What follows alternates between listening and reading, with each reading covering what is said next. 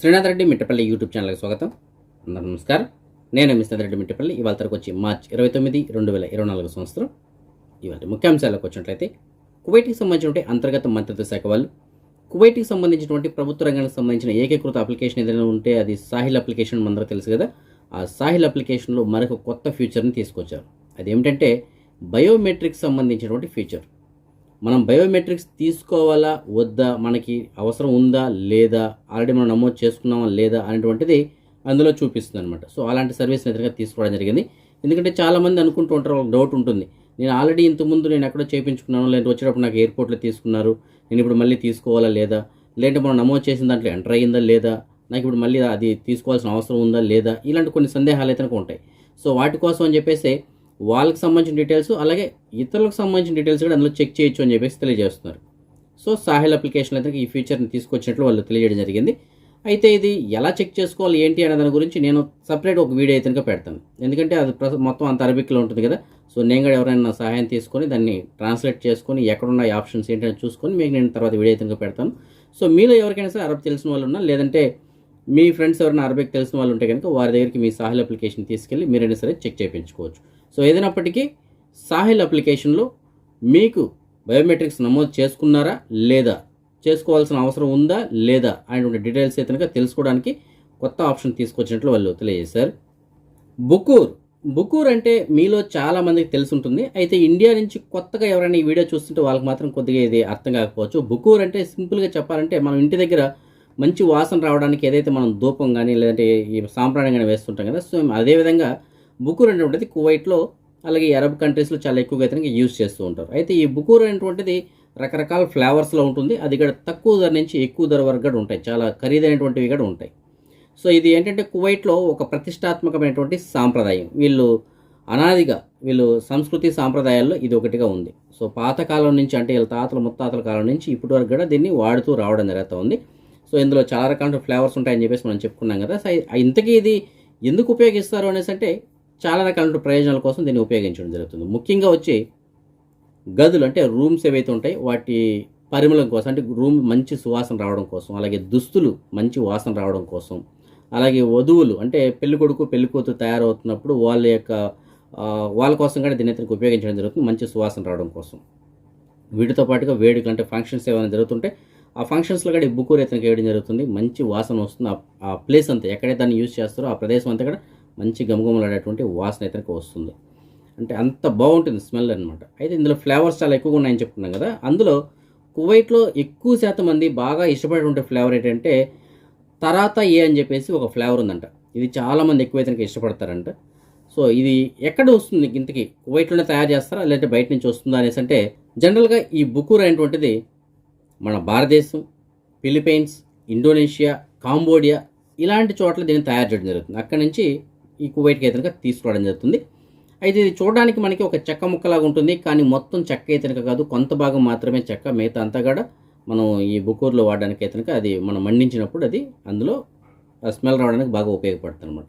So ఏదైనప్పటికీ ఈ Arab కంట్రీస్లో, అందులో ముఖ్యంగా కువైట్ లాంటి దేశాల్లో అయితే కనుక ఈ బుకూర్ అనేటువంటిది విరివిగా ఉపయోగిస్తుంటారు. అది వారి యొక్క సంస్కృతి సాంప్రదాయాలుగా దీన్ని పరిగణించడం జరుగుతుంది. అంటే ఎప్పటి నుంచో దీన్ని వాళ్ళు వాడడం జరుగుతుంది. మీలో కూడా చాలామంది ఈ బుకూర్ రీతికి ఇష్టపడే వాళ్ళు ఉంటారు. మీలో ఎంతమందికి ఈ బుకూర్ స్మెల్ అనేటువంటిది ఇష్టమో, అలాగే మీకు ఎలాంటి ఫ్లేవర్ అయితే ఇష్టమో కూడా కామెంట్స్లో తెలియజేయగలరు. మన సబ్స్క్రైబర్స్ చాలామంది అడుగుతున్నారు, అన్న ప్రస్తుతానికి బయోమెట్రిక్స్ సంబంధించిన అపాయింట్మెంట్స్ మాకు దొరకడం లేదు, అయితే మేము ఏం చేయాలి, వాళ్ళు జూన్ 1 వరకు టైం ఇచ్చారు, మరి అపాయింట్మెంట్స్ దొరకట్లేదు ఎలా అనేసి అడుగుతున్నారు. ఫ్రెండ్స్, బయోమెట్రిక్స్ సంబంధించిన అపాయింట్మెంట్స్ అయితే కనుక ప్రస్తుతానికి మనకి అందుబాటులో అయితే కనుక ఉండట్లేదు. ఎందుకంటే ఓపెన్ అయినటువంటి తక్షణమే ఒక 5 నిమిషాల లోపే అపాయింట్మెంట్స్ అయితే కనుక అన్ని స్లాట్స్ అన్నీ బుక్ అయిపోతున్నాయి. ఎందుకంటే జనాలు ఎక్కువ మంది ఉన్నారు, వీళ్ళు తక్కువ సమయం మాత్రం ప్రస్తుతానికి పనిచేయడం జరుగుతుంది రంజాన్ మాసం కాబట్టి. సో బహుశా నాకు తెలిసి రమదాన్ మాసం అయిపోయిన తర్వాత, ఇప్పుడు ప్రస్తుతానికి కేవలం ఒక్కొక్క గవర్నరేట్కి ఒక్కొక్క ప్లేస్లో మాత్రమే నమోదు చేయడం జరుగుతుంది. రమదాన్ మాసం అయిపోయిన తర్వాత అన్ని గవర్నరేట్లో ఈ ప్రస్తుతానికి నమోదు చేసిన సెంటర్సే కాకుండా షాపింగ్ మాల్స్ ఏవైతే ఉంటాయి, పెద్ద పెద్ద మాల్స్ ఉంటాయి కదా, అలాంటి మాల్స్ దగ్గర కానీ ఇంకా కొన్ని కొత్త సెంటర్స్ ఏర్పాటు చేయడానికి అవకాశాలు అయితే చాలా ఎక్కువగా ఉన్నాయి. అప్పుడు మనకి స్లాట్స్ ఎక్కువగా దొరుకుతాయి, అపాయింట్మెంట్స్ ఈజీగా దొరకడానికి అవకాశం ఉంటుంది. అలాగే మనకి వాళ్ళ టైమింగ్స్ కూడా ఎక్కువ పెంచుతారు. ఇప్పుడు కేవలం 4 గంటలు మాత్రం పనిచేయడం జరుగుతుంది, వాళ్ళు అప్పుడు 8 గంటలు పని చేస్తారు కాబట్టి అపాయింట్మెంట్స్ దగ్గర చాలా ఈజీగా దొరుకుతాయి. కాబట్టి ఎవరికైనా టెన్షన్ పడద్దండి. రమదాన్ మాసం అయిపోయిన తర్వాత ఏప్రిల్ మేలో మనకి బాగా అపాయింట్మెంట్స్ అయితే దొరకడానికి అవకాశం ఉంది. కాబట్టి కొద్దిగా వెయిట్ చేయండి. ఎవరైతే అపాయింట్మెంట్స్ ట్రై చేసి దొరకకుండా ఉన్నారో అలాంటి వాళ్ళు ట్రై చేసి మీకు అపాయింట్మెంట్ దొరికితే అది అదృష్టమే. సో ఇంతకీ ఎలా చేసుకోవాలి అపాయింట్మెంట్స్, ఎలా బుక్ చేసుకోవాలంటే మన వీడియో కింద డిస్క్రిప్షన్లో అయితే లింక్ ఉంది. ఆ లింక్ ఓపెన్ చేసి సేమ్ ఆ వీడియో దాని ప్రకారం ఫాలో అయినట్లయితే మీరు అపాయింట్మెంట్స్ అయితే బుక్ చేసుకోవచ్చు. ఇజ్రాయెల్ మరియు పాలస్తీనా మధ్య జరుగుతున్న దాడులు ఏవైతే ఉన్నాయో అవి ఇంకా కొనసాగుతున్నాయి. రమదాన్ మాసం అని లేకుండా దాడులు అయితే ఇంకా యథావిధిగానే కొనసాగుతూ ఉన్నాయి. గడిచిన 24 గంటల సుమారు ఒక 72 మంది ఈ గాజాలో ఈ దాడుల కారణంగా ప్రాణాలు కోల్పోవడంతో ఇప్పటివరకు ఒక గాజాలోని మొత్తం ప్రాణాలు కోల్పోయిన వారి సంఖ్య 32,623 చేరుకుంది. అలాగే గాయాలు పాలైన వారి సంఖ్య 75,092 చేరుకున్నట్లు గాజాకు సంబంధించిన ఆరోగ్య శాఖ వాళ్ళు గణాంకాలు విడుదల చేశారు. ఫ్రెండ్స్, మీకు డిస్ప్లేలో ఒక ఫోటో కనిపిస్తుంది కదా, ఆయన పేరు వచ్చి పద్మరాజన్. ఆయన రానున్నటువంటి ఎన్నికలు ఏవైతే ఉన్నాయో మన భారతదేశంలో ఆ ఎన్నికల్లో ఆయన పోటీ చేయడం జరుగుతుంది. అయితే మీకు డౌట్ రావచ్చు, ఆయన ఎన్నికల్లో పోటీ చేస్తే మాకెందుకు చెప్తున్నారని చెప్పేసి. సో దీనికి సంబంధించిన ఒక ముఖ్యమైనటువంటి విషయం అయితే ఉంది. ఇది చాలామందికి ఉపయోగపడవచ్చు, ఒక స్ఫూర్తిదాయకంగా ఉంటుంది.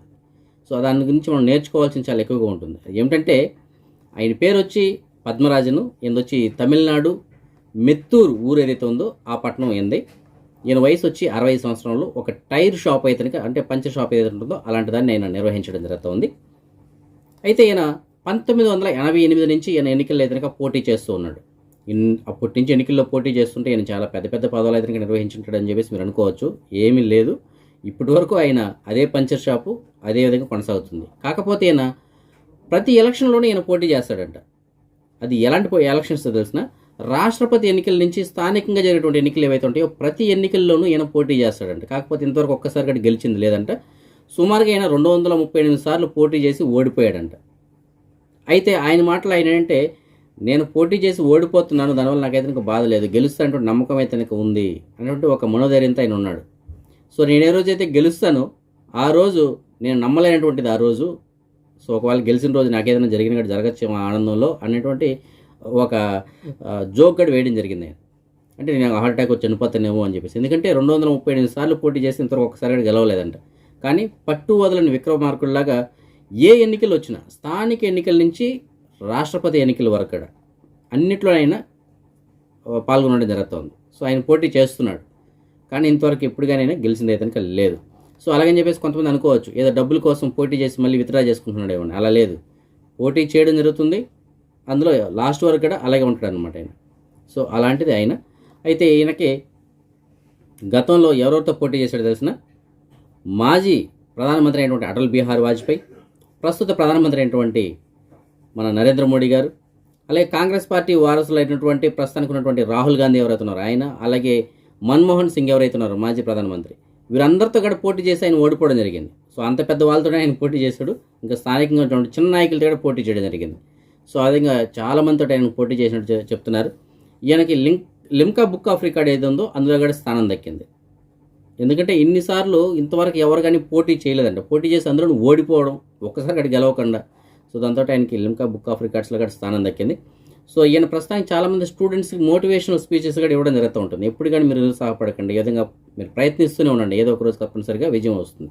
మీకు ఒకసారి విజయం వచ్చిందనుకోండి, అప్పుడు దాంతో మీకు ఏం నేర్చుకోవడానికి కుదరదు. విజయం వచ్చేసింది అనేసి ఒక గర్వం అయితే రావడానికి ఎక్కువగా అవకాశాలు ఉంటాయి. అదే మనం ఓడిపోయామనుకోండి, ఓడిపోయిన దాంట్లోనే మనం చాలా విషయాలు నేర్చుకోవడానికి అవకాశం ఉంటుంది. సో ఆ విధంగా నేను ఓడిపోయిన ప్రతిసారి కొన్ని కొత్త కొత్త విషయాలు అయితే నేర్చుకుంటూ ఉంటున్నాను.